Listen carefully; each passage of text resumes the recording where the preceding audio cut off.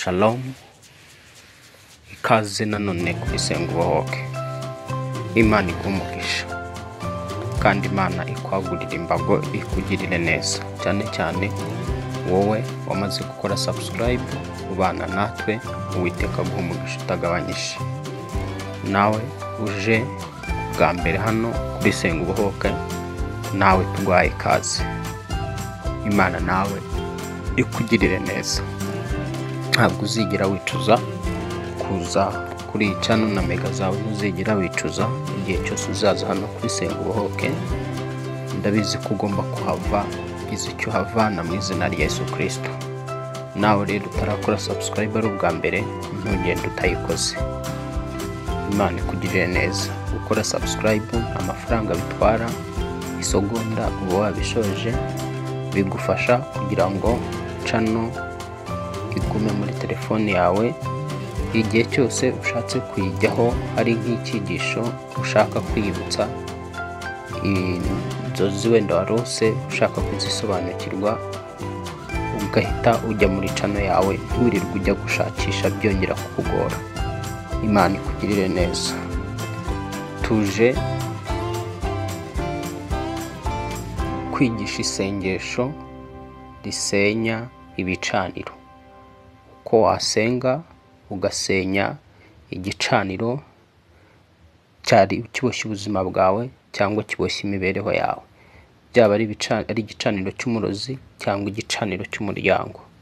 Iri ni isengesho rigenewe wowe kugira ngo ubashe kubohoka kandi ubashe gusenya ibicaniro by'umwanzi birwanya ubuzima bwawe, ibyo basogokuru bawe bubakiye za nyabingi bikigukurikirana cyangwa bikigushika, cyangwa se icyo we wijyanyeho ubwawe igihe wajyaga ku mupfumu ukajya ku gicaniro cy'abadayimoni, cyangwa se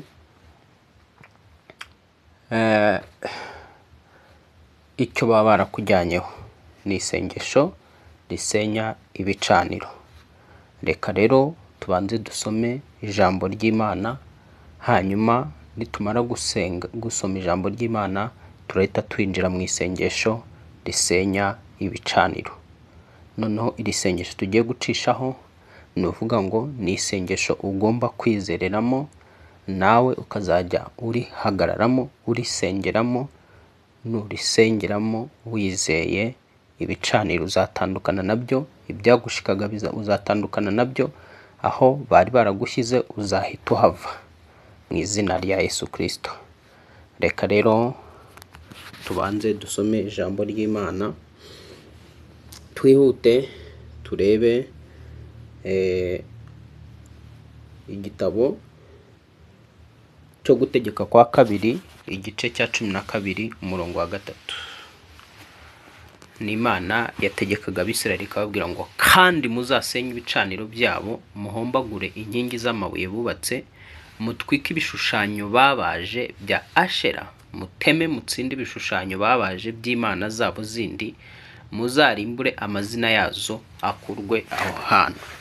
Iyi ni Imana yagira ngo igihugu gihabwe umugisha. Igihugu bari bamaze gufata cyangwa se yabasezeranyaga kuzafata cyari igihugu cyari gituwemwo abaturage bari bubatse ibicaniro by'abadayimoni, bakazajya bakorera imigenzo n'imihango itandukanye muri iki gihugu cya Kanani. Niyo mpamvu iki gihugu Imana yarakajwe nacyo, bituma icyambura abanyakanani igihereza igihereza Abisirayeli.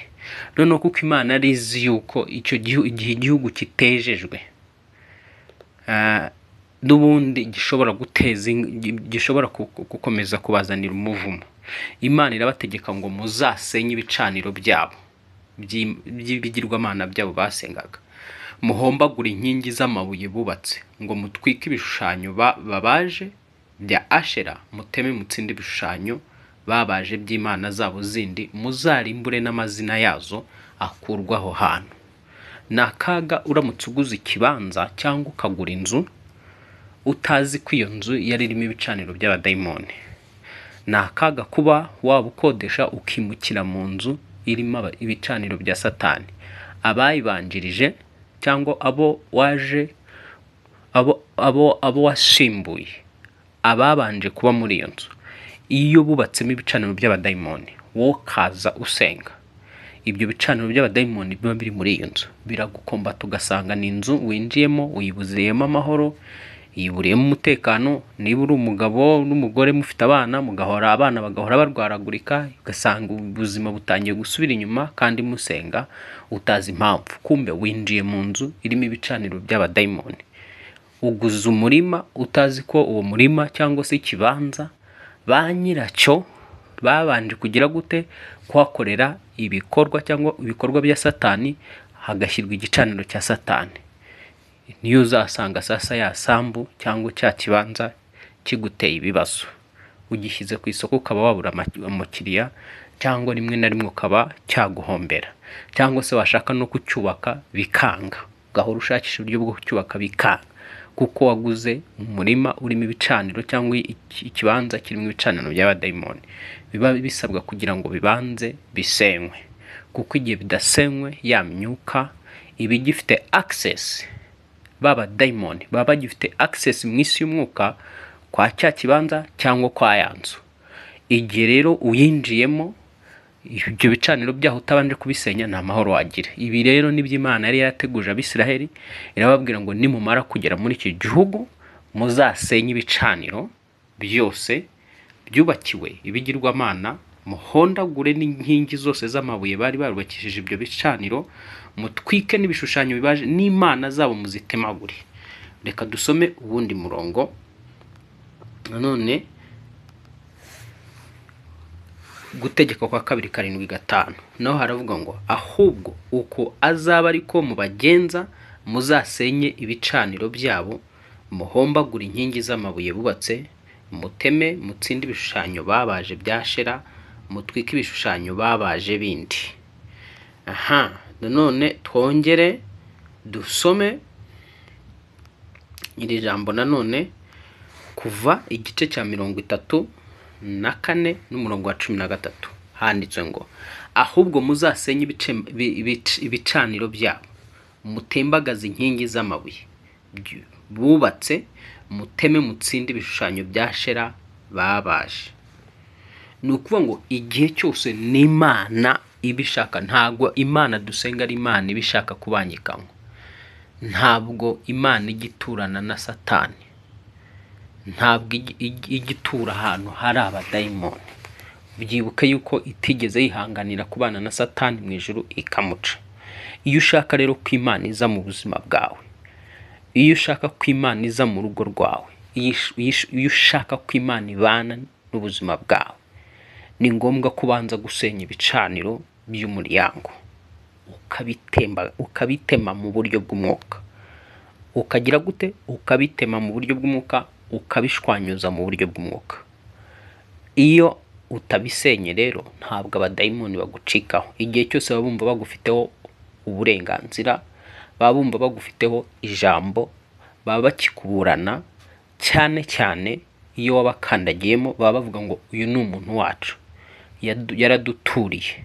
Iyo wagize n'ibyago byo kujyana imitungo mu bapfumu ukayitanga, cyangwa se ababyeyi bawe baragiye bakora ibintu nk'ibyo bagatanga imitungo, kuko ujya umenya ngo umubyeyi w'umuntu ni ikintu gikomeye, afite ububasha bwo kuba yagutanga kwa Satani, Satani akakwakira kuko agutanga nk'umwana we.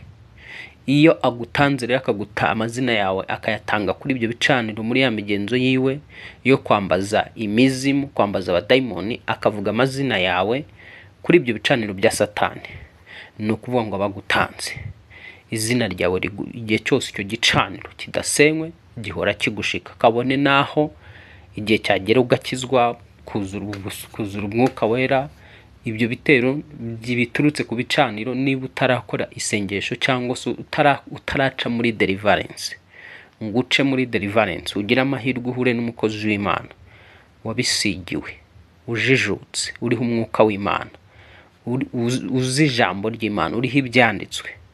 Reka nkubwire, isengesho risengewe mu mwuka niryo ryonyine ribasha gusenya ibicaniro. Kandi isengesho risengewe mu mwuka rigomba kugenda, kugira ngo isengesho ribe risengewe mu mwuka no mu kuri, hari ibintu bitatu bigomba bigize iryo sengesho, ibintu bitatu bigize isengesho ryo mu mwuka. Tuzagaruka kuri icyo kintu tugisobanure, tugaragaza isengesho ry'umwimerere cyangwa ryuzuye, ribasha kugira gute, ribasha gukora mu isi y'umwuka, rikafekita abadayimoni, rikafekita ubwami bw'umwijima, rikangiza ubwami bw'umwijima. Tuzagaruka tugishe iryo sengesho, ibiba birigize n'uburyo risengwa. Aka kanya icyo tuje rero ni isengesho ryo gusenya ibicaniro. Ni ukugufasha kugira ngo usenye ibicaniro byose uriho bigushika, ibyo mu muryango cyangwa se buri gicaniro icyo ari cyo cyose n'icyaba cyarakubakiwe utabizi. Kuko iyo umurozi ashaka kugira ngo agutsinde, akubakira igicaniro, noneho cya gicaniro igihe cyose akigiyeho akazajya ahora yatura amazina yawe. Reka rero mbere y'uko dusenga, reka dusome n'iri jambo hanyuma tubone gusenga. Tubona umugaragu w'Imana, Imana imutuma kujya kuvuma igicaniro. Tubibona mu bami ba mbere mu gice cyaho cya 13. Abami ba mbere igice cyaho cya 13. Reka turebe hanyuma duhite twinjira mu mwuka w'isengesho risenya ibicaniro by'umwanzi, cyangwa se igicaniro kiboshye ubuzima bwawe, cyangwa gishika, cyangwa washyizweho gihora kirwanya ubuzima bwawe kigusubiza inyuma. Abami ba mbere igice cya 13,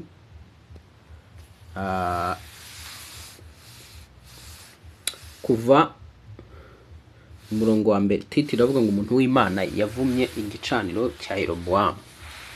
Ngo bukeye haza umuntu w'Imana avuye i Buyuda aza i Beteli azanywe n'ijambo ry'Imana, ubwo Yerobowamu yari ahagaze ku gicaniro yose imibavu. Ubwo urumva ko uyu Yerobowamu yari ahagaze ku gicaniro ari kugira gute, ari kosa imibavu. Kosa imibavu muri iki gihe cya none ni uburyo bwo gusenga. Ngo atera hejuru avugira kuri icyo gicaniro ijambo ry'Imana. Wa gicaniro we, Uwiteka avuze atya ngo mu nzu ya Dawidi hazavuka umwana witwa Yosiya, nuko kuri wowe niho azatambira abatambyi bo mu ngoro bakajya kosoreza imibavu, kandi kuri wowe niho bazatwikira amagufwa y'abantu. Uwo munsi yerekana ikimenyetso cyabyo, ati iki nicyo kimenyetso Uwiteka atanze, iki gicaniro kiri busadukemo kabiri, ivu ryacyo riseseke. Nuko umwami Yerobowamu amaze kumva uko uwo muntu w'Imana avugiye ku gicaniro cy'i Beteli, amutunga ukuboko ahagaze ku gicaniro, aravuga ati nimumufate. Uwo mwanya ukuboko yaramutunze kuranyunyuka, bituma adashobora kukugarura. Igicaniro nacyo gisadukamo kabiri, ivu ryacyo riraseseka, nk'uko ikimenyetso uwo muntu w'Imana yatanze cyari kiri, agiheshejwe n'ijambo ry'Imana. Umwami abwira uwo muntu w'Imana ati nyinginga Uwiteka Imana yawe unsabire ukuboko kwanjye gukire.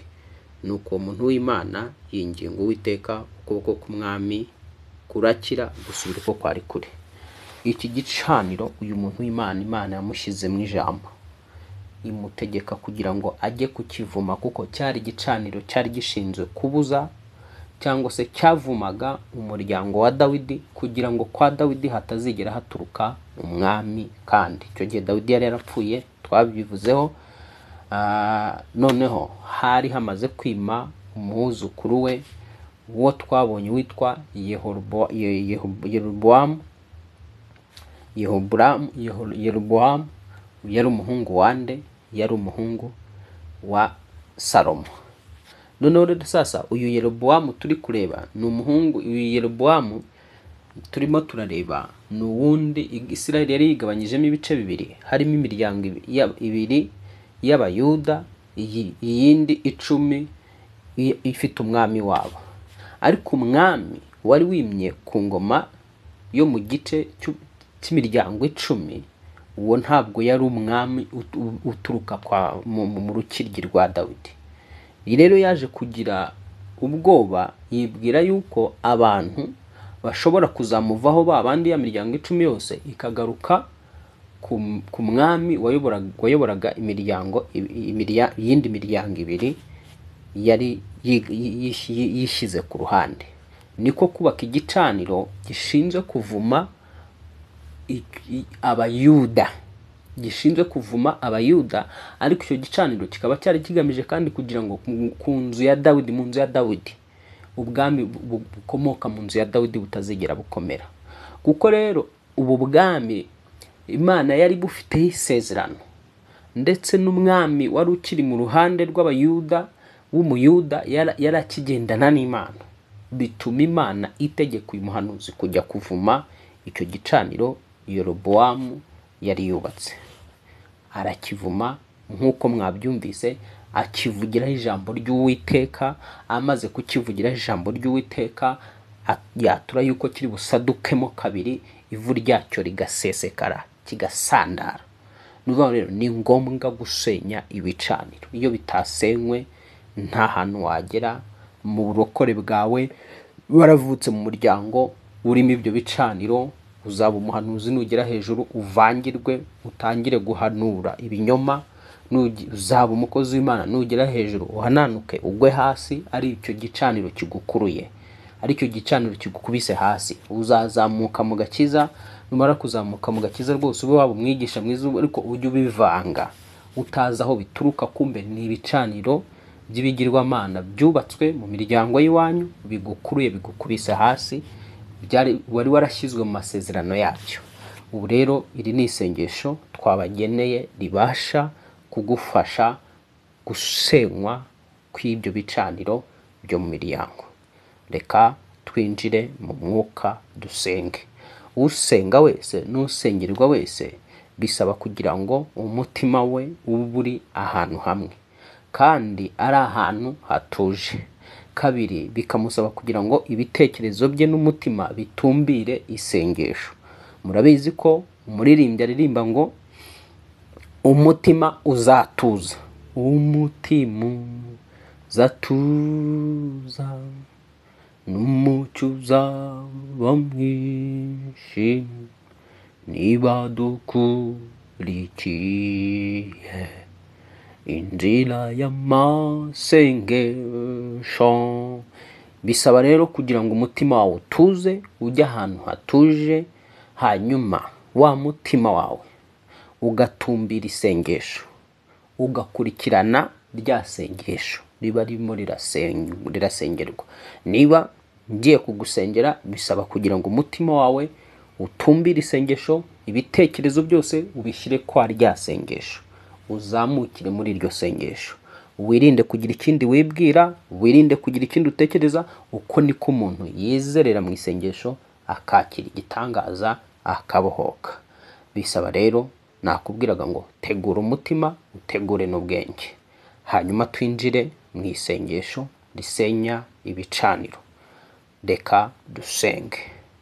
Tangira uvuga uti mu izina rya Yesu Kristo wapfuye akazuka, Uwiteka nsabye imbabazi z'ibyaha byanjye byose, ibyo nakoze kuva mvutse kugeza uyu munsi. Kubw'imbabazi zawe aka kanya Uwiteka, amaraso ya Yesu amanagureho urubanza, amanagureho ibyaha, amanagureho ibicumuro. Ibyo nacumuye nkoresheje ibitekerezo, ibyo nacumuriye mu magambo, ibyo nacumuye biciye mu bikorwa, byose mbisaba imbabazi. Yesu Kristo, ijambo rivuga yuko iyo twaturira ikiranukira kutweza no kudutunganya. Aka kanya natuye ibyaha byanjye byose kuva ku cyambere kugeza ku cyanyuma. Ubuntu bwawe ni bisibe, amaraso yawe nabisibe, aka kanya binshireho mu izina rya Yesu Kristo wabambwe agapfa akazuka. Mbabarira ibyaha data na mama bakoze byo kubakira izindi mana zitazwi, zitari wowe, zitaremye, imana z'ibigirwamana. Mbabarira ibicaniro byubatswe na data, babyubakiye abadayimoni, babyubakiye imyuka mibi. Mbabarira nihaniye ibyaha bya sogokuru, nihaniye ibyaha bya sogokuruza, nihaniye ibyaha bya nyogokuru n'ibya nyogokuru n'ibya nyogokuruza byose mwami Yesu Kristo, amaraso yawe bisibe, amaraso yawe bimpanagureho mu izina rya Yesu Kristo, bishire bisibangane, kuko handitswe yuko hahirwa ababariwe ibicumuro byabo, ibyaha byabo bigatwikirwa. Aka kanya mwami Yesu Kristo, ibyaha byanjye bitwikirwe, ibicumuro byose bitwikirwe, iby'ababyeyi banjye bitwikirwe, binkurweho mu izina rya Yesu Kristo, umwana w'Imana nzima.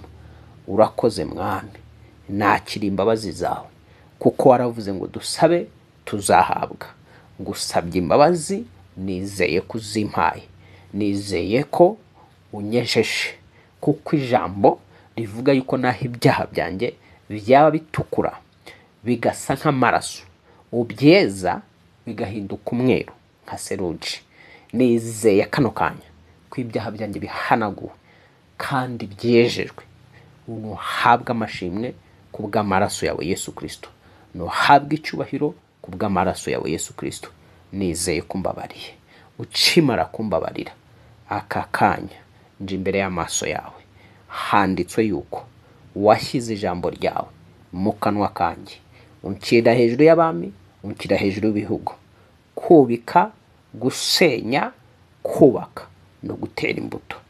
Kandi handitswe yuko nta ntwaro bacuriye kundwanya izagira icyo intwara, n'ururimi rw'amaguruciye kumburanya nzarutsinda.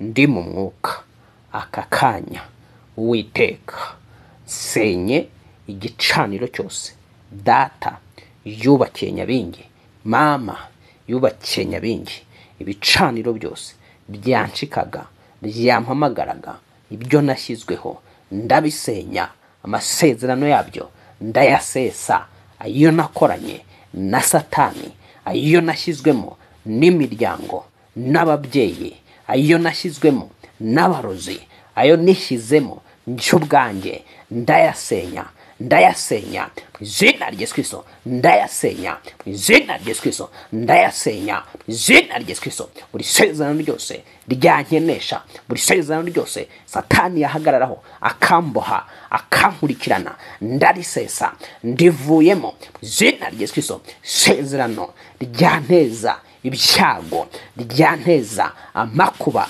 ryatuma abadayimoni, imizimu y'imiryango ingeraho ububasha, ndarisesa, ndarisesa, ndarisesa, ndarisesa mu izina rya Yesu Kristo, ndarisesa mu izina rya Yesu Kristo. Isezerano Satani yahagararaho akambohesha indwara, akandambika ku gicaniro cye, ndarisesa, n'igicaniro cye ndagisenya mu izina rya Yesu Kristo. Igicaniro cyose cya Nyabingi cyubatswe mu musozi, cyubatswe mu mpinga y'umusozi, icyubatswe mu cyumba cy'ababyeyi banjye, icyubatswe mu nzu z'ibyatsi, izina rya Yesu Kristo, cyampamagaraga, cyanshikaga, nabarizwagaho, ndagisenya, nitandukanye nacyo, izina rya Yesu Kristo, izina rya Yesu Kristo, izina rya Yesu Kristo. Wapfuye akazuka, uyu mwanya ndatangaza yuko mu izina rya Yesu Kristo, buri gicaniro cyose nabarizwagaho cy'abadayimoni, cy'abarozi, cy'abakonikoni, cy'imizimu y'imiryango, uyu munsi nitandukanye nacyo, nkivuyeho mu izina rya Yesu Kristo, nkivuyeho mu izina rya Yesu Kristo, nkivuyeho mu izina rya Yesu Kristo. Icyafataga ubwenge bwanjye ndagisenya, nyambuye ubwenge bwanjye mu izina rya Yesu Kristo. Wapfuye akazuka, icyafataga umubiri wanjye kikanteza indwara za hato na hato, ndagisenya, nkivanyeho umubiri wanjye mu izina rya Yesu Kristo. Wapfuye akazuka, icyafataga ubukungu bwanjye kigafata amafaranga yanjye, kigafata akazi kanjye, ndagisenya, ndagisenya izina rya Yesu Kristo, izina rya Yesu Kristo. Ngikuyeho ubukungu bwanjye, nyambuye ubukungu bwanjye mu izina rya Yesu, nyambuye ubukungu bwanjye mu izina rya Yesu. Igicaniro cyafataga abana banje, icyafashe urushako, cyafashe urubyaro, ndagisenya. Ntambuye urubyaro rwanjye mu izina rya Yesu Kristo watsinze urupfu n'ikuzimu, ukinga ntihagire ucengura. Aka kanya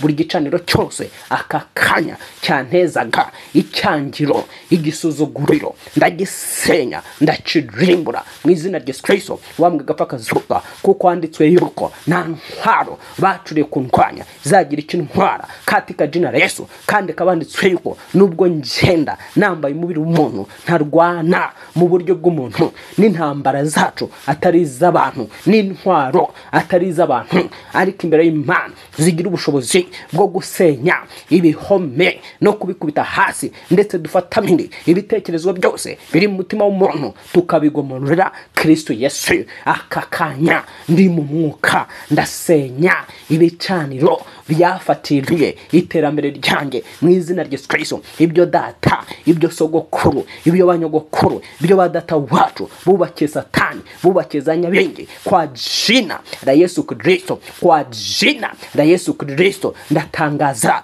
ndaburana umugisha wanjye wari uri ku bicaniro by'abadayimoni. Mwambuye abadayimoni mu izina rya Yesu Kristo, mwambuye abadayimoni mpambuye umugisha wanjye mu izina rya Yesu. Ibi bicaniro byambuye umugisha wanjye mu izina rya Yesu Kristo. Buri gicaniro cyose Uwiteka cyanshikaga, cyampamagaraga, cyandondoraga, cyankurikiranaga mu izina rya Yesu Kristo, ndagisantaza, ndakirimbura katika jina la Yesu. Wapfuye akazuka n'uwakinjyanyeho wese mu izina rya Yesu, marayika w'Uwiteka amugenze, marayika w'Uwiteka amuhane mu izina rya Yesu Kristo. Ndi mu mwuka, ndatura intsinzi y'amaraso Yesu Kristo, ndatura ko mbahoze, ndatuye ko nkize, ndatuye ko nta gicaniro cy'abadayimoni nzongera kubonekaho, nzongera kubarizwaho katika jina la Yesu Kristo. Wapfuye akazuka, icyari kiriho umubiri wanjye, icyari kiriho isura yanjye, icyari kiriho ifoto, icyari kiriho umwenda, icyari kiriho amazina, ndagisandaza, ndagisenya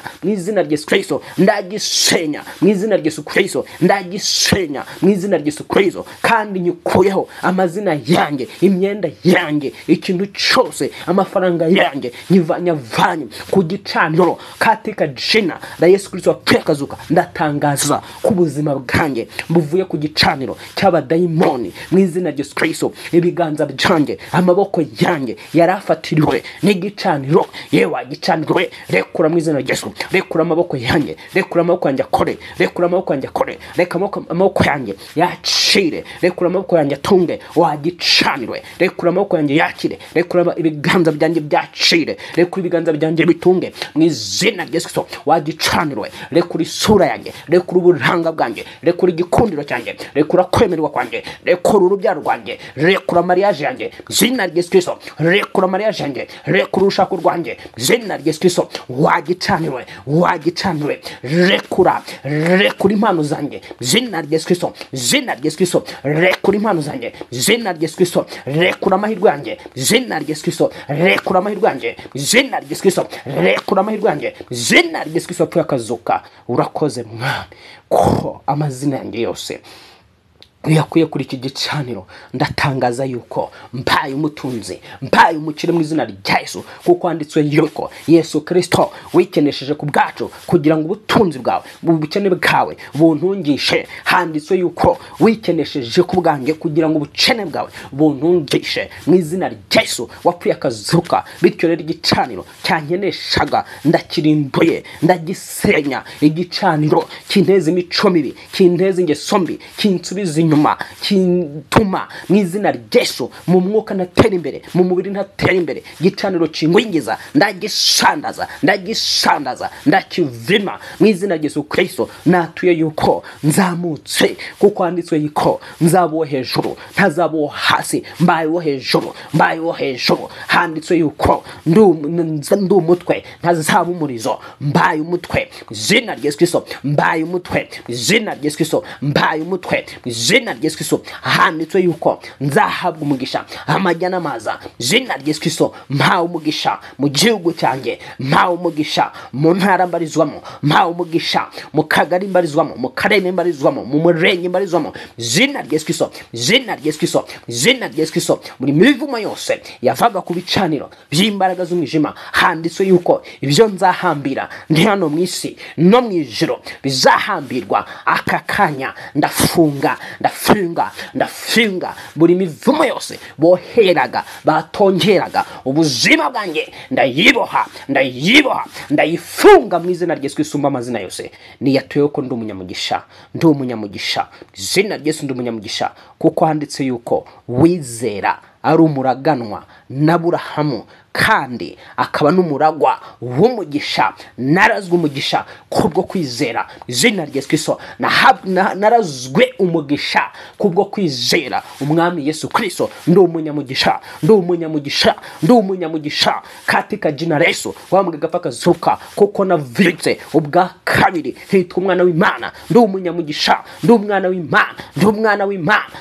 w'Imana, ngomba kugubwa neza kuko handitswe yuko abakiranutsi aribo bazagubwa neza. Niyaturiyeho kugubwa neza mu buzima bugaragara, mu buzima bw'umwuka, mu buzima bw'imbere n'ubuzima bw'inyuma. Nguwe neza mu izina rya Yesu Kristo, nguwe neza mu izina rya Yesu Kristo, nguwe neza. Ndi umuragwa amasezerano yose y'Imana avuga kuri nge arasohoye. Ibicaniro byayatangiraga, byayabuzaga, byayadindizaga kugira ngo atuzura ku buzima bwanjye, adasora ku buzima bwanjye. Ibi bicaniro birasandaye zopete sekria birasandaye mu izina rya Yesu Kristo. Wambwa pakazuka.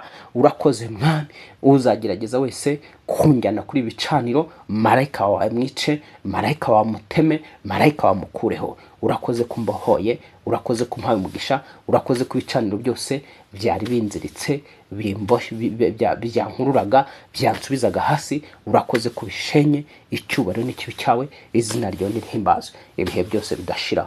Komeza usenge aho waba uri hose, komeza usenge ibyo bicaniro. Senya icyo kwa nyogokuru, senya icyo kwa sogokuru, senya icyo mu muryango, senya icyo umurozi, senya icyawe uzi wijyanyeho. Niba wari igicaniro uzi wigeze gukandagiraho cy'umupfumu, gisenye itandukanye nacyo. Niba hari imigenzo, niba hari imihango wagiye ukorerwaho itandukanye nayo, itandukanye n'izo ndasago, zisibe. Koresha amaraso Yesu Kristo usibe izo ndasago, koresha amaraso Yesu Kristo utesha agaciro iyo magambo yose n'imigenzo yose umupfumu yagukoreyeho. Tesha agaciro ibyo uzi byose wakorewe ku buzima bwawe. Senga cyane, hamagara umwami Yesu, hamagara amaraso Yesu Kristo, hamagara umwami Yesu, hamagara amaraso Yesu Kristo. Atura intsinzi, atura kubohoka, atura kuha uguwe neza, atura kuha umugisha, atura kuteye imbere, atura kuba umuntu ukomeye, atura amagambo adasanzwe ku buzima bwawe. Niwe muhanuzi wa mbere ugomba guhanurira ubuzima bwawe.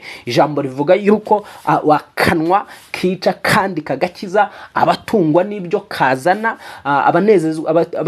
abishimira n'ibyo kazana kanwa bazatungwa nako. Tangira rero watura amagambo meza ku buzima bwawe, ku mibereho yawe. Ibi ubona bitashobokaga, atura ko bishobotse. Ibi byakunaniye, atura ko bikunze. Atura kubaye umuntu udasanzwe. Komeza gusenga ubundi hanyuma nyuma yo gusenga n'ubundi ujye ufata iminsi runaka ucishemo yo kwiriza usenga yo kwiriza usenga. Imana iraza kukubohora, Imana iraza kukugirira neza, Imana iraza kugukorera ibintu bidasanzwe. Kandi ujye usenga wizeye.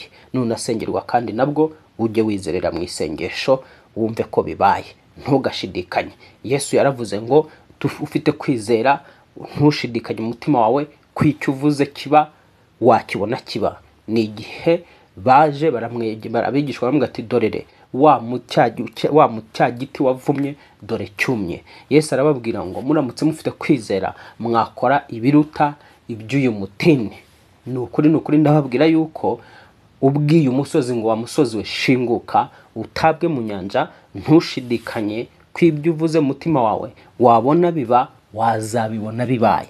Ikibazo rero abantu murasenga mugasengerwa ariko ntimwizere, mugashidikanya ku magambo meza mwaturiweho ntimuyakire, wowe noneho sasa ushaka kubohoka ujye wakira amagambo meza y'umugisha waturiweho, nawe uyaturiyeho ujye uyizera, wumve ko hari ikintu gikoze ku buzima bwawe, uraza kubona Imana, uraza kubona ibitangaza by'Imana. Noneho rero iyo wagiye mu bapfumu ukagira amafaranga utangayo, bisaba kugira ngo mu gusoza kwawe ushake ituro uritange ku Mana, uritange ku Mana. Imana amahoro iguha umugisha, Imana amahoro ikugire neza. Ushaka ko twagufasha by'umwihariko, nimero yacu ni 0782 70 655 42. Tigo ni 0722 22 70 655 45. Ushaka ko twagufasha n'icyo Imana duhamagariye, nicyo yadusigiye, nicyo yadushyiriyeho mu isi. Uyu ni umurimo Data wa twese nyir'ijuru n'isi yampamagariye, niwo murimo nkora. Twagufasha. Imana ikugirire neza, Imana igutabare. Shalom shalom, mugire ibihe byiza.